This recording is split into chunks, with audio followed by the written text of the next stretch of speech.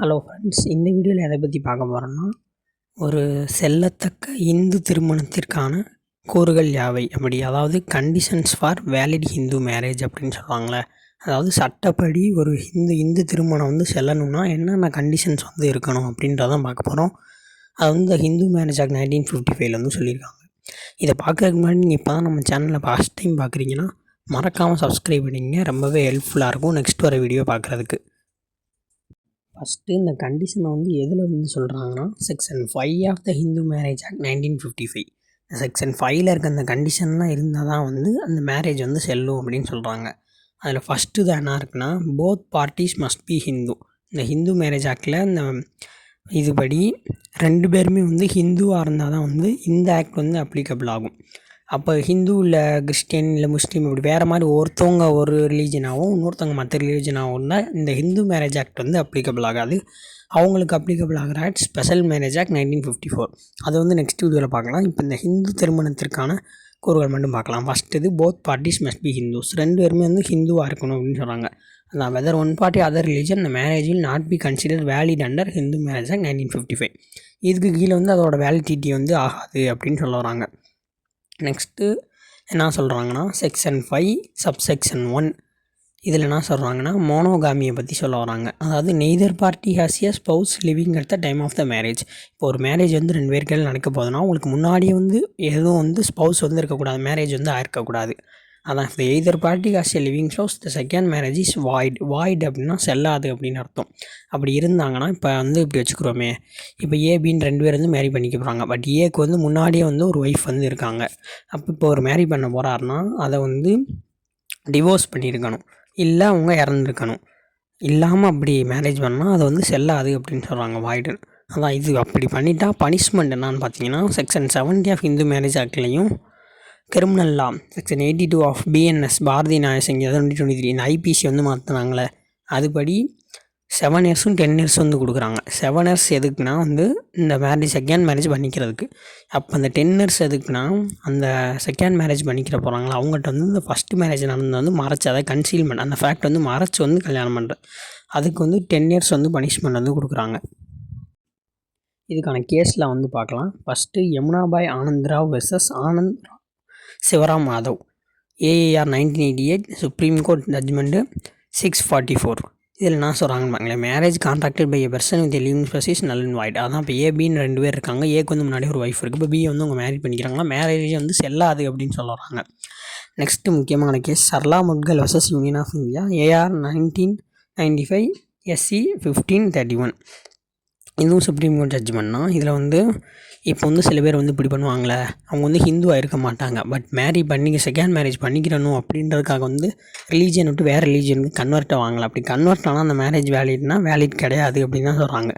நான் convert to Islam by Hindu for the purpose of second marriage without dissolve the first marriage. அந்த first மேரேஜை அவங்க divorce மூலமாக dissolve பண்ணியிருக்கணும், இல்லை அவங்க இறந்துருக்கணும். இல்லைன்னா அவங்க இந்த மேரேஜ் இந்த பர்பஸ்க்காகவே கன்வெர்ட் ஆனால் அது செல்லாது அப்படின்னு சொல்கிறாங்க. அதுவும் வாய்டு தான் அதோட ஸ்டேட்டஸ். வாய்டு மீன்ஸ் செல்லாதுன்னு அர்த்தம். செகண்ட் கண்டிஷன் என்னன்னு பார்த்தோம்னா, செக்ஷன் 5 சப்செக்ஷன் 2ல் சொல்கிறாங்க, soundness of mind. Soundness of மைண்ட்னா என்னன்னு நான் அடுத்து சொல்கிறத வச்சு உங்களுக்கு புரிஞ்சிடும். அந்த time of marriage both parties be sound in capable of giving valid consent.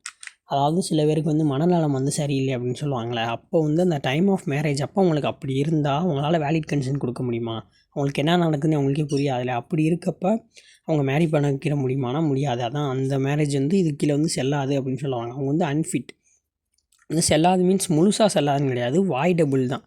அதான் அவங்க இப்போ சரியாயிட்டாங்கன்னு வச்சுங்களேன். அதாவது சில நேரம் மட்டும் அப்படி இருப்பாங்களே, மனநலம் பாதிக்கப்பட்டு திரும்ப அவங்க க்யூர் ஆகிட்டாங்கன்னா அப்போ மேரேஜ் பண்ணிக்கலாம். அது செல்லும் அப்படின்னு சொல்கிறாங்க. அதான் must not suffer from a mental disorder making them unfit for marriage. அந்த கேஸில் பார்க்கலாம். அனிமாராய் வெர்சஸ் பிரபாத் மோகன் ராய், ஏஆர் 1969, கல்கத்தா ஹைகோர்ட்டோட judgment 304. Unsoundness of mind at the time of marriage render is voidable under section 11. Section 11 தானே வாய்டு மேரேஜை பற்றி சொல்கிறாங்க. சாரி, இது நான் 11 போட்டிருக்கேன், 11 வராது, 12 தான் வரும். நெக்ஸ்ட்டு செக்ஷன் தேர்ட் கண்டிஷன் நான் பார்த்தோம்னா முக்கியமானது age of the parties. Section 5 subsection 3ல் சொல்கிறாங்க. அதாவது இந்த பிரைட் க்ரூம் இந்த பாய் வந்து மஸ்ட் கம்ப்ளீட்டட் 21 இயர்ஸ் 21 இயர்ஸ் வந்து கம்ப்ளீட் பண்ணியிருக்கணும். அதே மாதிரி bride must have completed 18 years at of the age. இப்போ இப்படி இல்லை, கம்ப்ளீட் பண்ணலைன்னா அந்த மேரேஜ் வந்து செல்லுமா செல்லாதானா, அதை வந்து வாய்டபுள்னும் வந்து இந்த ஆக்ட் வந்து டெஃபைன் பண்ணலை. அது வேலிட் தான். ஆனால் அதுக்கு பேர் என்னது, சைல்டு மேரேஜ் ஆயிரும்ல, அதை வந்து பனிஷ் பண்ணுவாங்க. பட் சைல்டு மேரேஜ் பனிஷபுள்ன்றத prohibition of child marriage act 2006. But அது வந்து மேரேஜ் வந்து வேலிட் இல்லையானா இவங்க வாய்டபுள்னு சொல்ல, வேலிட் தான். ஆனால் வந்து சைல்டு மேரேஜ் மூலம் அவங்கள வந்து பனிஷ் பண்ணவும் முடியும். அதை தான் வந்து சொல்ல வராங்க. நெக்ஸ்ட்டு 4th கண்டிஷன் என்னான்னு பார்த்தோம்னா, செக்ஷன் 5 சப்செக்ஷன் 4 வந்து சொல்கிறாங்க, prohibited degrees of relationship. The parties should not be within the degrees of prohibited relationship unless the custom or usage govern them permit such marriage. First prohibited degree of ரிலேஷன்ஷிப்னால் என்னென்னா, அதாவது close blood ரிலேஷன்ஷிப்பாக இருப்பாங்களே, brother sister, uncle niece, aunt nephew, இவங்களாம் வந்து marry பண்ணிக்க முடியுமானா முடியாது. ஆனால் கஸ்டமர் யூசேஜ் பெர்மிட் பண்ணால், கஸ்டம் அப்படின்னா வந்து குறிப்பிட்ட கம்யூனிட்டியில் வந்து அவங்க வந்து நாங்கள் வந்து ஆண்டாண்டு காலமாக வந்து அதை ஃபாலோ பண்ணிக்கிறோம் அப்படின்னு சொல்லுவாங்களே. கஸ்டம்னா என்னான்னு அதுக்கு எசன்டியல் சேர்க்கணும், அது தனியாக இருக்குது. அதை வந்து நெக்ஸ்ட் வீடியோவில் டீட்டெயிலாகவே பார்ப்போம். அப்படிலாம் இருந்தால் தான் வந்து அந்த கஸ்டம் செல்லும்னே அப்படின்னே வந்து சொல்லலாம். ஆனால் Smith Rajendra versus Smith Shanta AIR 1978 P40 இதில் வந்து என்ன சொன்னாங்கன்னா, customary practice allowed to validate marriage with prohibited. Prohibited டிகிரியாகவே இருந்தாலும் இந்த ஆக்ட்லேயே வந்து டிஃபைன் பண்ணிட்டாங்க கஸ்டமரி ப்ராக்டிஸஸ் அலவுடுன்னு. அது வேலிட் கஸ்டமாக இல்லையான்றதுக்குரிய எசன்டியல்ஸை நெக்ஸ்ட் வீடியோவில் வந்து பார்க்கலாம். இப்போ அடுத்த கண்டிஷன் வந்து பார்க்கலாம். இதை வந்து எதில் சொல்கிறாங்கன்னா, செக்ஷன் 5 சப்செக்ஷன் 5 இதில் சபிந்தா ரிலேஷன்ஷிப் அப்படின்னு சொல்கிறாங்க. Parties must not be sapindas of each other unless the customer usage permits. Sapinda அப்படின்னா ஃபாதர் சைடில் 5 ஜென்ரேஷன், மதர் சைடில் 3 ஜென்ரேஷன். எப்படின்னா இப்போ ஃபாதர் அந்த மாதிரி போகும்ல, அவங்களோட சில்ட்ரனு, அவங்களோட டசன்ஸ்லாம் வந்து sapinda. For example mother sister daughter, அதாவது அம்மாவோட சிஸ்டரோட மகள், அவங்க வந்து நமக்கு சபிந்தா. அதாவது கசின்ஸ் ஃப்ரம் அங்கிள் அண்டோட குழந்தைங்கள நம்ம கசின்ஸ் அப்படின்னு சொல்லுவாங்களா, அவங்களாம் மேரி பண்ணிக்கிற முடியுமானா முடியாது. ஆனால் கஸ்டமர் யூசேஜ் அலோவ் பண்ணால் வந்து பண்ணிக்கலாம் அப்படின்னு சொல்கிறாங்க. அதான் எந்த கேஸ் இதுக்குரிய ஒரு கேஸில் வந்து பார்க்கலாம். சங்கல் சந்தசஸ் சந்திரகாந்தா ஏஆர் 1967 குஜராத். நம்பர் வந்து 1ன்னு போட்டிருக்கேன், எழுதலைன்னு நினைக்கிறேன். சரி, வந்து கமெண்ட் செக்ஷனில் வந்து கொடுத்துறேன். Custom allowing sapinda marriage must be proved by a cogent evidence. அதான் அந்த கஸ்டம் வந்து ஆன்சியண்டாக இருக்கணும் அப்படின்னு நிறையா எசன்டியல்ஸ் வந்து இருக்குது. இந்த கஸ்டம் வந்து வேலின்னு ப்ரூவ் பண்ணிட்டா வந்து இந்த மேரேஜ் வந்து செல்லுன்றாங்க. அவ்வளோதான். இதுதான் வந்து செல்லத்தக்க இந்த திருமணத்திற்கான கூறுகள். இதில் ஏதாவது ஒன்று வயலேட் ஆனாலும் அது வந்து வாய்டபுளாகவோ போயிடும்.